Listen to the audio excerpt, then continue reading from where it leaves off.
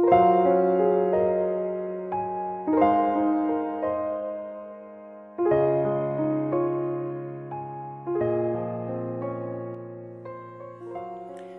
Ibu Saudara-saudari sekalian, walaupun ajaran Sang Buddha sangat menekankan kesehatan secara batiniah, tetapi bukan berarti kesehatan fisik dilupakan. Kesehatan fisik juga sangat ditekankan oleh Sang Buddha kepada para siswa beliau. Alasannya adalah ketika badan sehat itu juga membantu seseorang dalam spiritualitas, dalam pengembangan batinnya. Oleh sebab itu, di banyak khutbah Sang Buddha, banyak sekali referensi bagaimana Sang Buddha juga menekankan para siswanya untuk menjaga fisik mereka tetap sehat. Nah, salah satunya adalah berkaitan dengan gosok gigi. Nah, jadi kita juga tahu bahwa kalau kita tidak menggosok gigi kita, maka bisa menimbulkan banyak penyakit. Tidak hanya menimbulkan penyakit gigi, tetapi juga menimbulkan penyakit-penyakit lainnya. Karena mulut kita, gigi kita merupakan saluran di mana makanan masuk ke dalam tubuh kita. Sehingga kalau mulut kita, gigi kita tidak bersih, itu bisa menimbulkan penyakit-penyakit lainnya. Oleh sebab itu, Sang Buddha juga menganjurkan kepada para siswa beliau untuk senantiasa menggosok gigi. Nah, dalam salah satu sutanya, beliau mengatakan, yaitu suta yang disebut Danta Kata Sutta.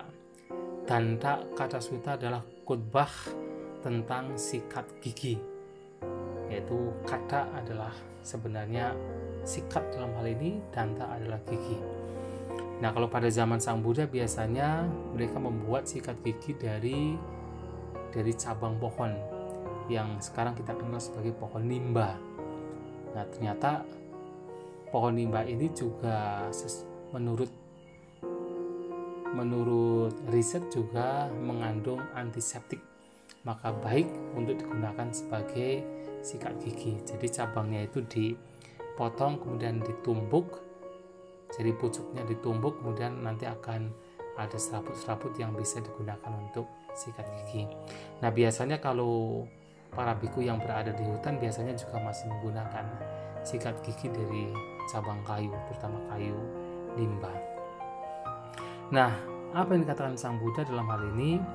Panci mebikawe adinawa dan tak katasa akadani.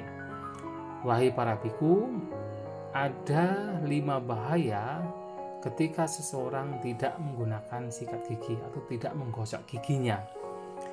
Katami banca, apa yang 5? Nah, yang pertama adalah acak kusang. Acak kusang adalah jadi mulutnya itu menjadi tidak bersih. Jadi acak kusang itu mulutnya itu menjadi tidak baik. Ya, seperti misalnya kalau kita tidak menggosok gigi kita menjadi kuning atau gigi kita menjadi rusak, ya mudah sakit. Jadi disebut acak kusang. Nah, yang kedua, mukang dugandang hoti. Jadi mulutnya menjadi berbau, jadi bau tidak sedap. Nah, yang ketiga, rasa haranyo nak wisujanti. Rasa haranyo adalah bagian yang bisa merasakan rasa. Ya, terutama adalah lidah yang bisa merasakan rasa. Itu tidak bersih. Jadi ketika orang tidak sikat gigi, lidahnya juga tidak bersih. Makanya dalam sikat gigi juga baik tidak hanya menyikat gigi, tetapi juga menyikat lidah. Jadi walaupun tidak disikat seperti gigi, sedikit kasar, tapi lidah juga perlu untuk disikat pelan-pelan. Agar apa? Agar makanan-makanan yang tersisa di situ, yang mungkin menempel di pori-pori lidah juga akan menjadi bersih. Sehingga bagian yang bisa merasakan makanan itu juga tidak terkotori. Nah, kemudian yang keempat adalah pitang simahang batang parionatanti. Jadi pitang adalah empedu, Semhang adalah dahak, jadi empedu dan dahak itu akan menutupi makanannya. Nah, terutama kalau empedu itu biasanya diproduksi oleh liver kita. Jadi kalau misalnya terlalu banyak empedu itu bisa masuk ke bagian usus di mana makanan berada di sana. Itu juga tidak baik kalau kemudian menutupi makanan yang kita makan. Kemudian semhang adalah dahak. Bayangkan kalau kita makan kemudian di mulut kita itu terlalu banyak dahak. Ya, itu tidak baik untuk makanan kita dan juga tidak baik untuk rasa yang ada pada makanan tersebut. Dan yang kelima adalah batta masa nachadeti. Nah, seseorang tidak bisa menikmati makanannya. Kalau ya jelas misalnya karena tidak pernah sikat gigi, kemudian mulutnya menjadi bau, giginya menjadi rusak, ya sakit gigi, kemudian lidahnya juga tidak bisa merasakan rasa makanan dengan baik, dan juga makanan ditutupi oleh dahak, ya tentu seseorang tidak bisa menikmati makanan yang dia makan. Nah, itulah bahaya atau ketidakuntungan ketika seseorang tidak gosok gigi. Nah, imeko bikawi panca adinawa tanda kadasa akadane. Jadi inilah bagi para biku 5 bahaya ketika seseorang tidak menggosok giginya. Nah, kemudian panci me bikawi anisangsa tanda kasakadane. Dan wahai para biku, ada 5 manfaat ketika seseorang menggosok giginya atau menggunakan sikat gigi. Katami panca, apa yang 5? Nah, ini adalah kebalikan dari yang 5 pertama. Jadi yang 5 ini, yang pertama adalah cakusang, jadi mulutnya menjadi baik. Nah, mulutnya menjadi baik ya tidak sakit gigi, kemudian giginya juga menjadi bersih dan sebagainya. Nah, yang kedua muka anak tukandang hoti, jadi mulutnya itu tidak berbau busuk, tidak berbau yang tidak sedap, jadi baunya juga baik.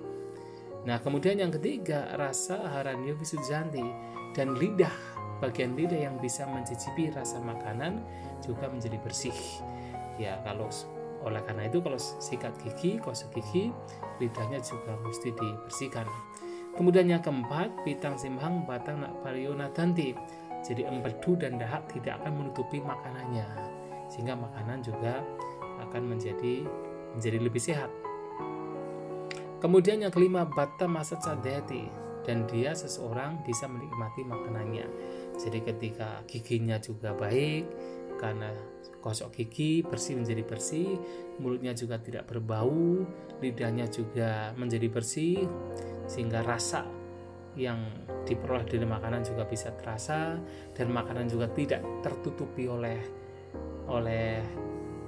dahak dan juga empedu, maka tentu seseorang akan makan dengan nyaman atau dia bisa menikmati makanannya. Nah,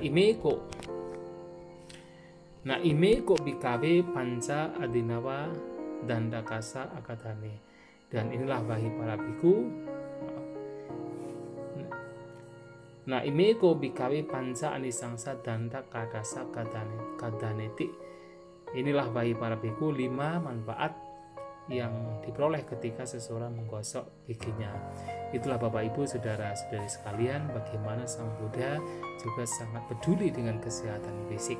Yang salah satunya kita dianjurkan untuk senantiasa untuk menggosok gigi kita agar menjadi sehat.